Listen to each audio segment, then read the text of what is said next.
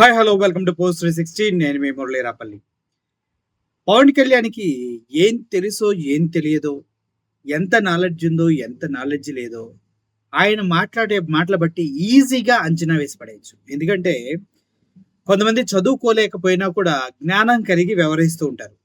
కానీ పవన్ కళ్యాణ్ గారు 10థ్ క్లాస్ పాస్ అని బయట టాక్ ఉన్నప్పటికీ ఎంతో కొంత జ్ఞానం కలిగిన వ్యక్తేమో అని అందరూ అనుకుంటూ ఉంటారు. ఎందుకంటే గతంలో ఆయన మాట్లాడిన మాటలు ఉద్రేకపూర్వకంగా ప్రజలను ఉద్దేశించి ఆయన చెప్పినటువంటి మాటలు చూస్తే అందరికీ ఎంతో నిబద్ధత కలిగిన వ్యక్తిలా, సత్య హరిశ్చంద్రుడికి మారు రూపంలా, చెగువీర భావజాలాలు కలిగిన విప్లవవాదిలా, అసత్యాలపైన ఫైట్ చేసే ఒక విప్లవవాదిలా, అస్సల ఎన్ని విధాలుగా రూపాంతరం చెందుతూ వచ్చారంటే పవన్ కళ్యాణ్ గారు ఆ మాటల గురించి చెప్పాలంటే అస్సల టైమే సరిపోదు.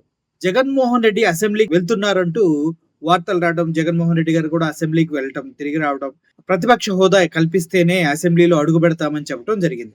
సో ఈ విషయమై పవన్ కళ్యాణ్ మాట్లాడుతూ ప్రతిపక్ష హోదా ఇచ్చే అవకాశమే లేదు, మా పార్టీ కన్నా ఒక్క సీటు ఎక్కువ వచ్చినా కూడా మీకు ప్రతిపక్ష హోదా ఇచ్చేవాళ్ళం అంటూ మాట్లాడుతూ మళ్ళీ విలేకరులు అడిగిన ఒక ప్రశ్నకి ఓటు బ్యాంకు 41% ఉంది, అతిపెద్ద ప్రతిపక్ష పాత్ర పోషించే అర్హత వైఎస్ఆర్సీపీ పార్టీకి ఉంది కదా అని అడిగితే, అలా అయితే జగన్మోహన్ రెడ్డి గారిని జర్మనీ వెళ్ళమను, అక్కడ కూడా అలాగే ఓటు బ్యాంకును బట్టి వాళ్ళకి పదవులు ఇస్తూ ఉంటారు, ఒకరెవరికన్నా 5% కన్నా తక్కువ ఓట్లు ఇస్తే అందరూ పంచుకుంటూ ఉంటారు, సో ఆయన్ని జర్మనీ వెళ్ళమని మాకు ఎటువంటి అభ్యంతరం లేదని చెప్పడం జరిగింది.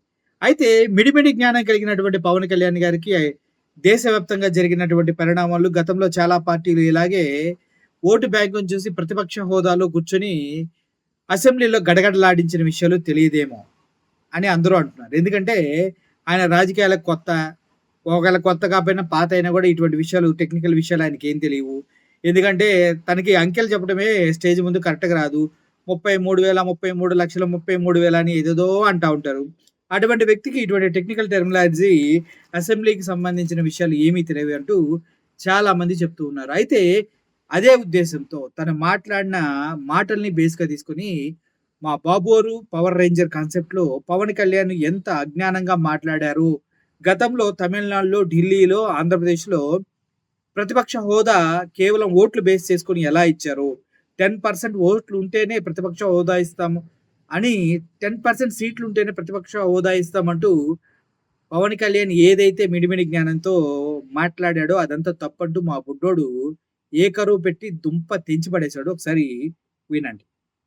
అందరూ నమస్కారం అండి. నేనండి. పొత్తు లేకపోతే గెలవలేడు ఒక్క సీటు, చెప్పే సూక్తులు మాత్రం హై రేటు టీవీ నుండి రేణుగుంట రామబ్రహ్మ అని మాట్లాడుతున్నా అండి. అదేటి 11 సీట్లే వచ్చాయంటూ ప్రతిపక్ష హోదా ఇవ్వనంటారేటి?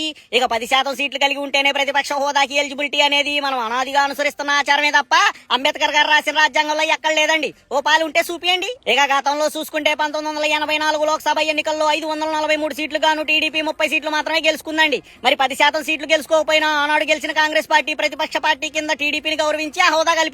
ఇక 1994 అసెంబ్లీ ఎన్నికల్లో 294 సీట్లకు గాను కేవలం 26 సీట్లు మాత్రమే కాంగ్రెస్ కైవసం చేసుకుందండి. మరి ఆనాడు మన అన్నగారు విశ్వవిఖ్యాత నట సార్వభౌమ నందమూరి తారక రామారావు గారు ప్రజల సమస్యలపై ప్రశ్నించేందుకు ప్రతిపక్షం అనేది ప్రజాస్వామ్యంలో కీలక పాత్ర వ్యవహరిస్తుందంటూ ఎలిజిబుల్ కాకపోయినా కాంగ్రెస్ పార్టీకి ప్రతిపక్ష హోదాని ఇచ్చి గౌరవించారండి. ఇక లేటెస్ట్ గా చూసుకుంటే గత 2015 ఢిల్లీ ఎన్నికల్లో 70 సీట్లకు గాను బీజేపీ పార్టీ 3 సీట్లు మాత్రమే గెలుచుకుందండి. మరి 67 సీట్లు గెలుచుకున్న ఆమ్ ఆద్మీ పార్టీ 3 సీట్లకే కైవసమైన బీజేపీకి ప్రతిపక్ష హోదా ఇచ్చి గౌరవించారండి. మరి ఇలాంటి దమ్మున్న డెసిషన్స్ తీసుకోలేని మీరు మీడియా ముందుకొచ్చి మై కట్టుకొని జగన్ బెదిరిపోయాడు, భయపడ్డాడంటూ మటకా మాటలు చెప్తుంటే స్టేట్ అంతా మిమ్మల్ని చూసి నవ్వుతున్నారని బయట టాకండి. ఇక స్టేట్ లో ఒకరు, సెంట్రల్ లో ఒకరు చేయందిస్తే తప్ప 23 లక్షల ఓట్లు గెలుచుకోలేని నీ పార్టీ ఆంధ్రాలో సెకండ్ బిగ్గెస్ట్ పార్టీ అయితే మరి ఎవరికి ఊడిగం చేయకుండా 1,32,85,000 ఓట్లు గెలుచుకున్న వైసీపీ పార్టీకి ప్రతిపక్ష అర్హత లేదంటాం హాస్యాస్పదం అంటూ పలువురి రాజకీయ విశ్లేషకులు కుసకుసలాడుతున్నారని సమాచారం అండి. ఉంటాండి మరి.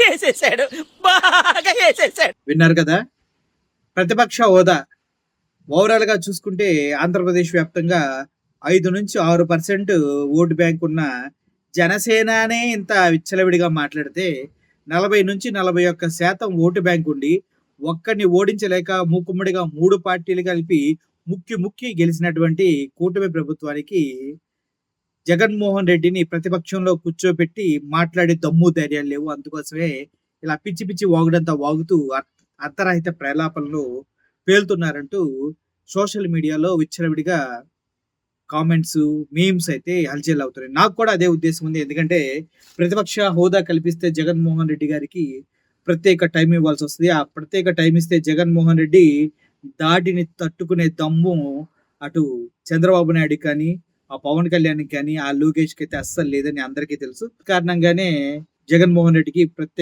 ప్రతిపక్ష హోదా అయితే ఇవ్వలేకపోతున్నారు. భయపడుతున్నారు అనేది అందరికీ తెలిసిన నిజం. ఇది ఎవడ కాదన్నా, ఎవడ అవునన్నా కూడా వాస్తవం. మీరేమంటారు? Thank you for watching post 360. ఇలాగే పవర్ రేంజర్ కాన్సెప్ట్‌ని ఎంకరేజ్ చేస్తూ ఉన్న ప్రతి ఒక్కరికి ధన్యవాదాలు తెలియజేస్తున్నా. అదేవిధంగా ఈ పవర్ రేంజర్ కాన్సెప్ట్‌ని మాకిస్తున్న మహేష్ కూడా హృదయపూర్వక కృతజ్ఞతలు తెలియజేసుకుంటున్నాను. రాబోయే రోజుల్లో ప్రజల పక్షాన పోరాడుతూ ఇటువంటి అనేకమైనటువంటి వాస్తవాలను మీ ముందుకు తెచ్చే ప్రయత్నం చేస్తూనే ఉంటాం. Thank you for watching this video. Murali signing off. Thank you so much.